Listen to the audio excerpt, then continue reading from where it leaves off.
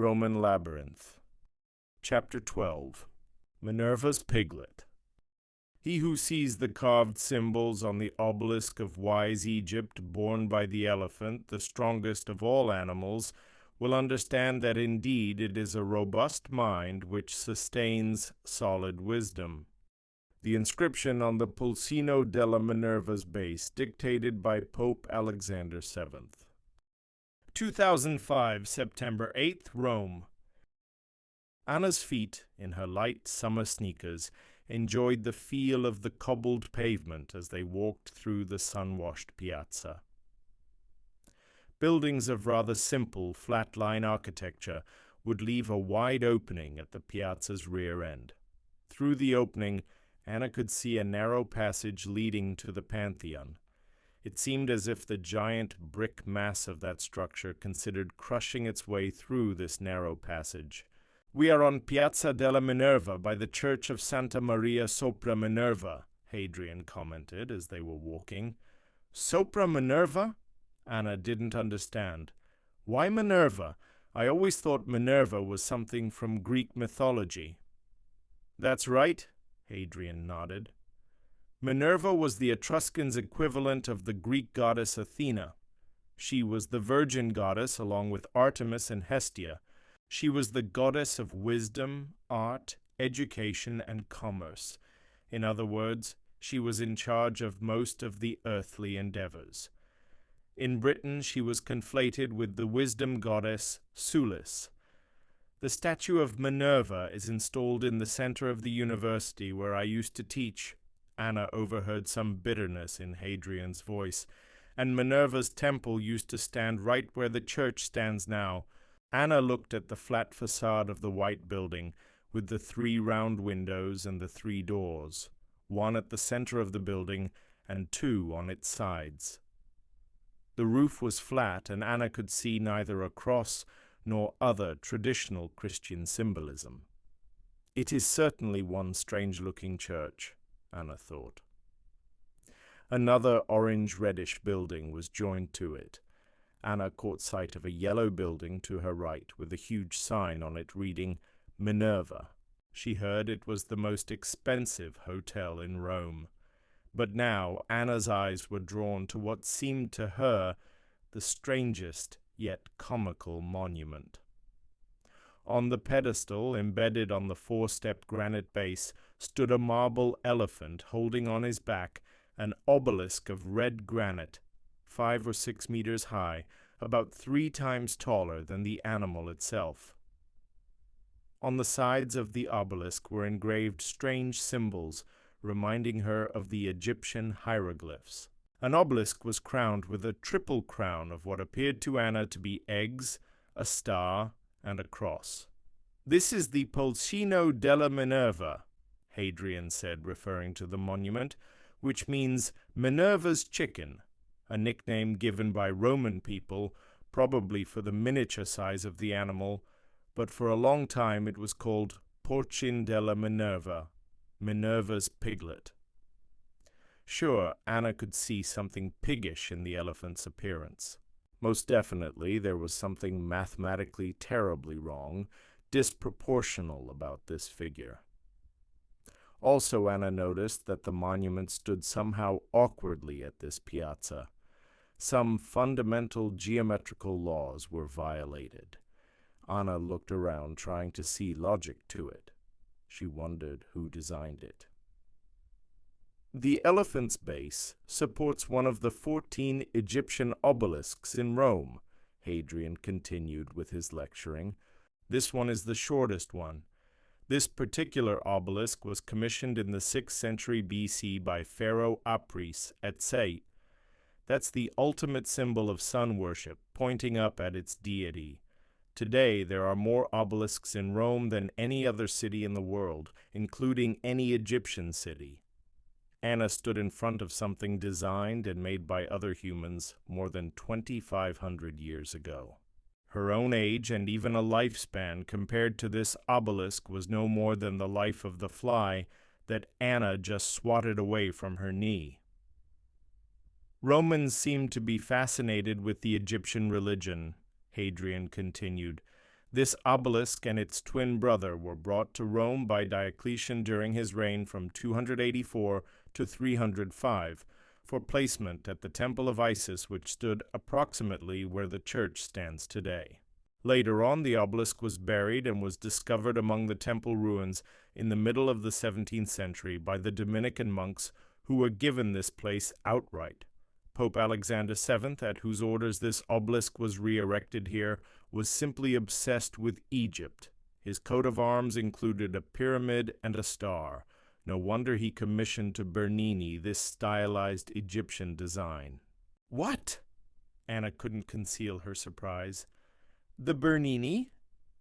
As Anna studied the monuments closely, her curiosity grew. She discovered that the elephant was smiling, but somehow wickedly. As she came close to the monument, she noticed that the muscles at the rear end of the animal were tensed and its tail was shifted to the side. There was no doubt the animal was defecating.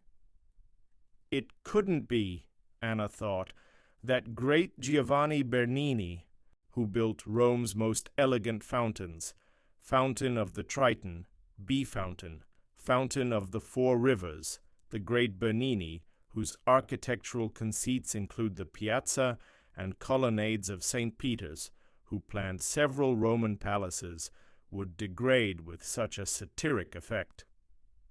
In fact, the elephant was created by one of Bernini's students, Ercole Ferrata, Hadrian corrected himself, but with consent and after the design of the master. "It's always easy to blame the disciples," Anna shook her head. She spotted an inscription on the obelisk.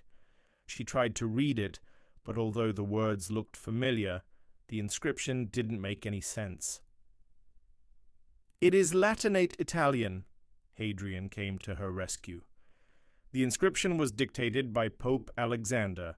The approximate translation would be, "He who sees the carved symbols on the obelisk of wise Egypt borne by the elephant, the strongest of all animals, will understand that indeed it is a robust mind which sustains solid wisdom." "Sounds like a riddle," Anna remarked after a minute of pondering. "My guess is this obelisk probably traveled to Rome from Egypt on the elephants. That would explain why it is installed on the elephant." "Sounds plausible," Hadrian said, "but in fact, you are wrong." Bernini's inspiration, or rather assignment, came from Hypnerotomachia Polyphili, one of the most beautiful and valuable incunabula ever printed. Incunabula? The incunabulas are books printed before the year 1501, Hadrian explained. These are very rare and valuable items. Usually they were block books printed from a single carved or sculptured wooden block for each page. Making them was an art of its own. Hypnerotomachia Polyphili is an eccentric and controversial 15th century novel. The style and the language of the inscription is also borrowed from the same novel. The novel's main character, in his dream, meets an elephant made of stone carrying an obelisk, and the accompanying woodcut illustration in the book is quite similar to Bernini's design for the base of the obelisk. However, the elephant in the picture doesn't smile so wickedly. "What kind of novel is that?" Anna asked doubtfully. "Oh, it's a notorious book," Hadrian readily retorted. "What makes this book truly unique is its bizarre content. The book is a sort of erotic dream or a fantasy where the hero, Polyphilo, literally the lover of many things, falls in love with Polia. Literally many things. In his dream, Polyphilo is transported into a wild forest where he encounters dragons, wolves, maidens, nymphs, and all kinds of architectural memorials. There are descriptions of different monuments as Polyphilo sees them in his dreams. The book is illustrated with 168 exquisite woodcuts showing the scenery, architectural settings, and some of the characters Polyphilo encounters in his dream. This elephant, Hadrian waved toward the monument, is coming right from its pages. "But what is the plot, the meaning of this book?" Anna sounded intrigued. Hadrian shook his head. "There isn't much of a plot," he said. "It's a dream." The psychologist Carl Jung admired the book, believing the dream images presaged his theory of archetypes. "And what do you think about this book?" "I believe the book is a code. I'm not the only one who believes so.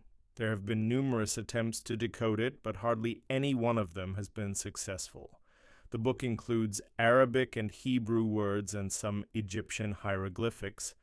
The problem is, though, they are not authentic, but invented. In fact, you can see similar signs carved right on the obelisk. See those hieroglyphs?" Anna could see 4 columns of strange inscriptions, one on each side of the pillar, each one beginning with the name of a king and followed by epithets naming Atum of the Land of Life, the Cemetery of Sais, and Night, a female goddess of the bee temple in Menet, foremost of the Land of Life. Very similar language is employed in the book.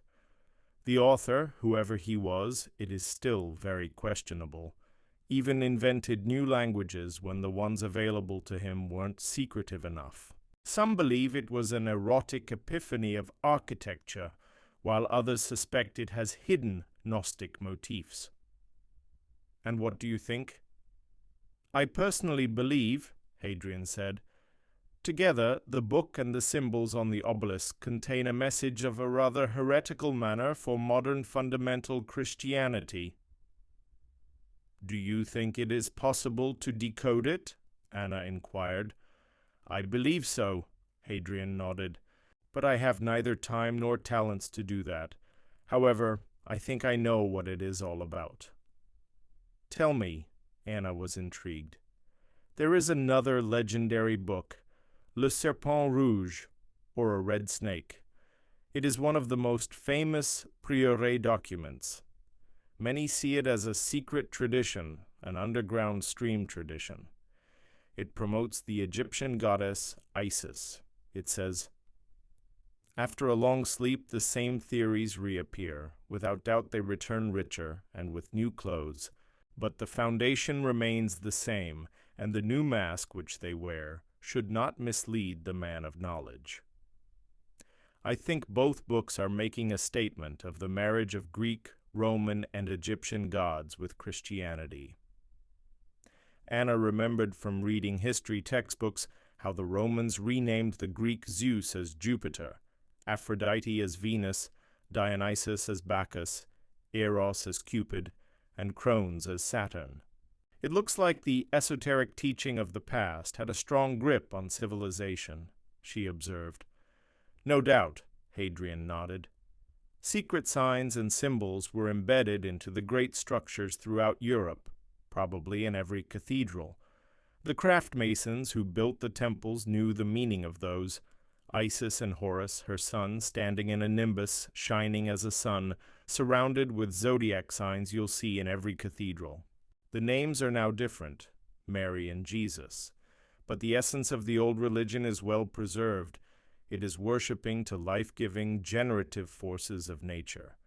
It's an ancient, eternal quest for immortality expressed in the quest for procreation. Mitra, god of sun, has always been the real religion of Rome. Underneath the great cathedrals there are Mithra shrines. All the great cathedrals of Europe, such as Cologne Cathedral in Germany, Notre Dame in Paris, Salisbury Cathedral in England, were built by the guilds of stone masons and represent riddles inscribed in stone. "I read about the Rosicrucians," Anna commented to support the dialogue.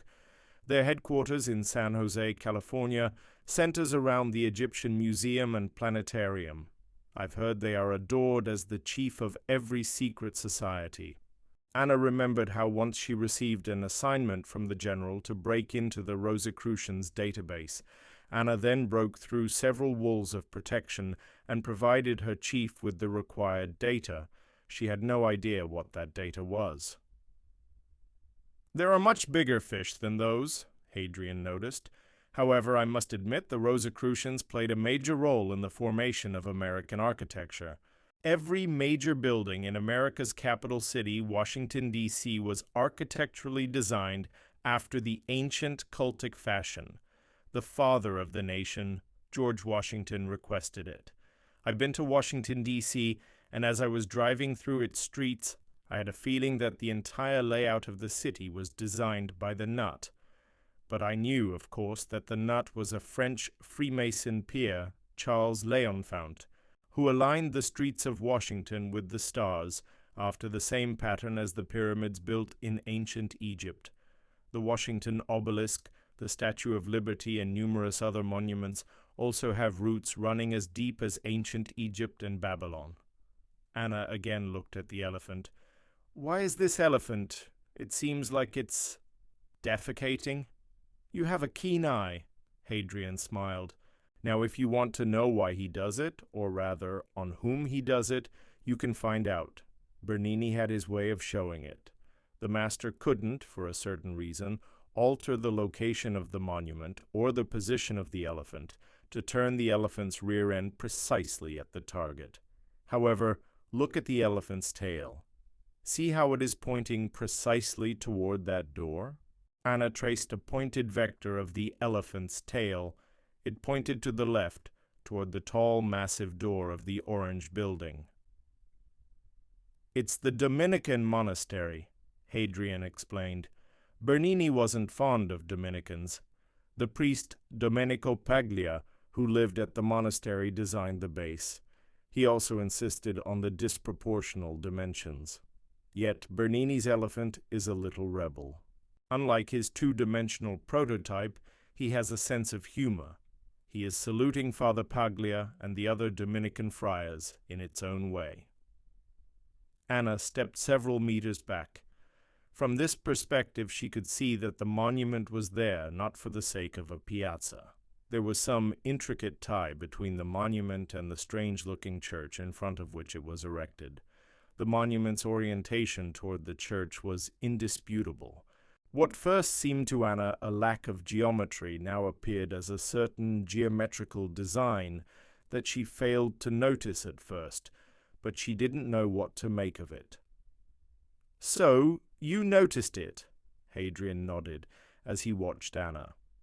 "Yes, it tied up with the church building." "How? Why it is so awkward?" "I guess you need to hear more about the church to understand it," Hadrian said. "About 50 B.C. Pompey built here, Delubrum Minervae, temple to Minerva. But he wasn't the first one who built on this spot. Previously there stood a temple to Isis or Venus. Some call it religious evolution, some consider it religious recycling. The present building owes its existence to the Dominican friars who received the property from Pope Alexander IV in the middle of the 13th century. Minerva Isis Diana was merged with Saint Mary. The Dominicans even resurrected some of the traditional rites performed for Isis, and the procession of young women was held in the courtyard of the church every year. And the pedestal, the obelisk, had to be installed in front of Chiesa di Santa Maria sopra Minerva, precisely the way it had previously stood in front of the temple of Isis in Egypt and in pre-Christian Rome. Why was that so important? "Do you know what an obelisk symbolizes?" Hadrian inquired. "This obelisk?" Anna inquired. "Any obelisk." Anna heard something about the obelisk's been a phallic symbol. With a degree of uneasiness, she retold it to Hadrian. "That is right," he nodded. "In fact, it is claimed that the word obelisk literally means Baal's shaft, or Baal's organ of reproduction. Or it is the sun's shafts. The Jesuit scholar Athanasius Kircher, in his book Obeliscus Pamphilius, gives an account of the ancient views of the obelisk as the digitus solis, or finger of the sun.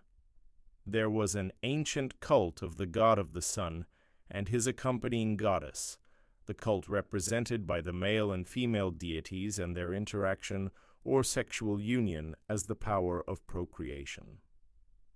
The fertile rays of the sun on the earth was thought of as God's fertilization of the Great Mother.